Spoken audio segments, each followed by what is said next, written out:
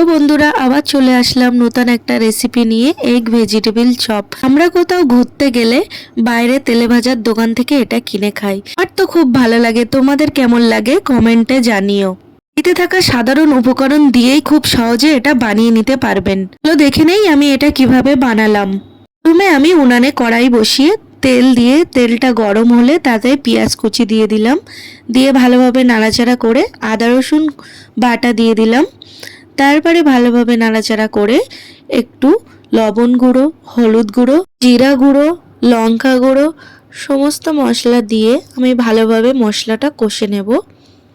তারপরে বিট গাজর আমি কুচিয়ে রেখেছিলাম, প্রথমে আমি বিট কুচি দিয়ে দিব, তারপরে আমি গাজর কুচি দিয়ে দেবো, দিয়ে ভালোভাবে নাড়াচাড়া করে নেব। তারপরে আমি ঢাকনা দিয়ে 5 মিনিট সিদ্ধ করে নেব।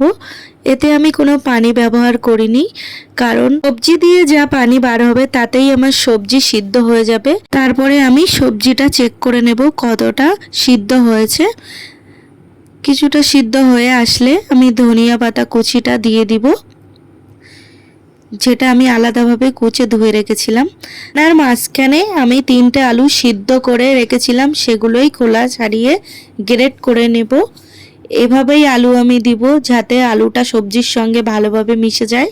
আলু দেওয়া হয়ে গেলে আমি ভালোভাবে নেড়ে নেব এটা, যাতে সবজির সঙ্গে ভালোভাবে মিশে যায়। এটা আমি 5 মিনিট কন্টিনিউ করতে থাকবো। অন্যদিকে আমি 4টে ডিম ভালোভাবে সিদ্ধ করে নিয়ে কেটে রাখলাম। তারপরে ভেজিটেবলের পুরটা হয়ে গেলে আমি নামিয়ে নিয়ে কিছুক্ষণের জন্য ঠান্ডা করতে দেব। তারপরে পুরটা ঠান্ডা হলে আমি কিছুটা পুর হাতে নিয়ে সেটা চ্যাপটা করে নিব। তার উপরে একটা ডিমের টুকরো দিয়ে হাত দিয়ে গোল গোল শেপ করে নেব।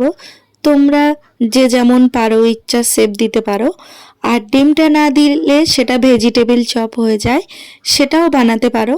তো আমি ডিম দিয়ে দিলাম, তাই এটা আমি এগ ভেজিটেবল চপ বানাচ্ছি।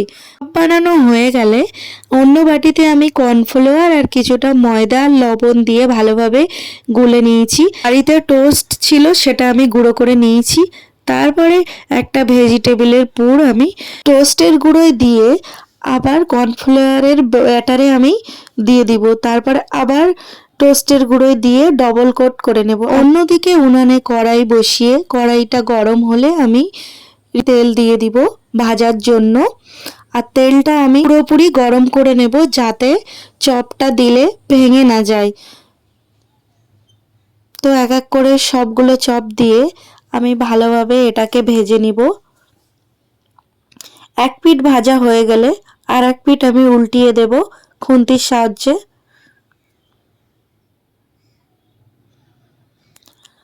তারপরে কিছুক্ষণ আমি ভেজে নিব, নিয়ে এক এক করে আমি সব চপগুলো তুলে নেব। সমস্ত চপ ভাজা হয়ে গেলে একটা প্লেটে পরিবেশন করব কিছু পেঁয়াজ কুচি আর টমেটো সস দিয়ে। এটা আপনি সন্ধ্যাবেলা চায়ের সঙ্গেও খেতে পারেন। তো ভিডিও এই পর্যন্ত। আমার ভিডিও যদি ভালো লাগে ফলো করার অনুরোধ রইল। আবার ফিরে আসবো অন্য কোনো নতুন রেসিপি নিয়ে। ততক্ষণে তোমরা ভালো থাকবে, সুস্থ থাকবে।